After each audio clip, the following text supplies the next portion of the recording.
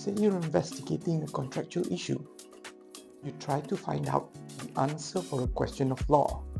For instance, does a contractor or the client has rights? Are they entitled to the claim? Is this or that allowed? The likelihood is you will end up with data presentation and reports like this. Well, this is absolutely normal in a legal research. Legal researchers looks at this kind of presentation day in, day out. But the built environment, our research field varies from technical, construction fields to economy and law. Therefore, this is inevitable. But how to navigate around this? Text, and more text. We work better with numbers, drawings, plans, schedules, tables, diagrams, flowcharts. This is a bit alien to us. Is there any way to meet in the middle? Assalamualaikum and greetings. I'm Ahmad Azli Hassan. Let me present to you the Fern Diagram, bridging legal doctrine and visual analytics in legal research. Doctrinal legal research plays a fundamental role in interpreting and developing legal principle. Legal researchers have always struggled to explain the nature of their activities to colleagues in other disciplines. The idea of combining textual, visual, symbolic reason in legal research seems to be facing challenges due to the rigid nature of language in legal industries and its strong textual focus. This has a lot to do with how legal research and we, from the built environment, are differently trained and wired.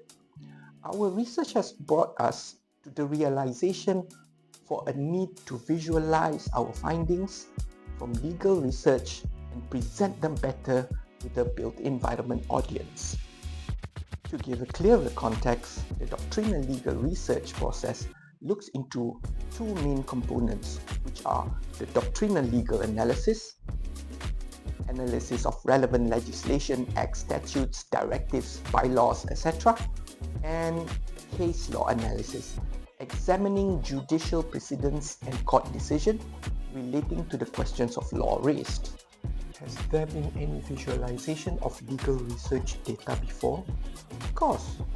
Collaboration between legal research with other disciplines gives rise to the need for visualization of legal data, especially in medics and science. In the quest of reimagining doctrinal legal analysis into a more comprehensive and friendly visualization for multiple users, a diagram should offer something deeper than a traditional flowchart. The Fern diagram starts with raising the question of law, then capturing all relevant provisions. The horizontal axis separates legal sources, inclination towards two possible legal outcomes, which are outcome X or outcome Y. The left quadrant should represent data from doctrinal analysis, while the right quadrants represent data collected from case law analysis, mainly judicial decision. Upper quadrants leans towards the outcome X, while lower quadrants leans towards outcome Y. Branching out from the horizontal line would be legal resources supporting the inclinations and other supportive rules as well. Lower quadrants reflects the possible exceptions that may lean towards outcome Y. Next, this quadrant presents the law cases, stating the name and year, and the court's decision, of course. And there are possibility of cases decided against outcome X leaning towards outcome Y.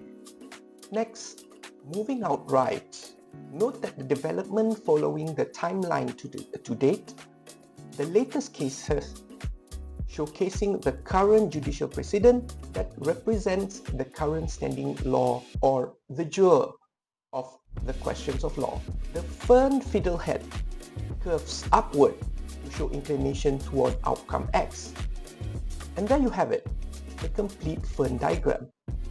By just looking at the diagram, the reader can quickly summarize the question of law, how many legislation and legal sources are used to support the current rules, and the progressions of judicial precedents and the current standing rules. This is representative of doctrinal legal analysis data concluded in one diagram. We have experimented or applied Fern diagrams in one of the famous contractual issues in the construction industry. Example 1 was applied to a doctrinal analysis for a contractual issues concerning LED. The provisions under the Contract Act mandate that breach entitles the aggrieved parties to a compensation. Proving loss is supported by a well-known Selva-Kumar case. However, recent development, latest in McVilla case, held that as long as a sum is pre-agreed, pre-contract, and the sum is proven reasonable, strict proof of loss is not required. In conclusion, just as a fern grows from central stem to branching fronds, legal doctrine develops from a core legal issue to statutes, precedents, exceptions, and judicial interpretation toward an authoritative rule.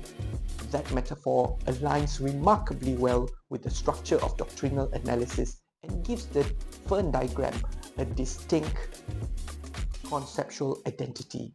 The Fern diagram has a potential to support legal education by enhancing students' understanding of legal relationship, facilitating comparative doctrinal legal analysis across different legal fields.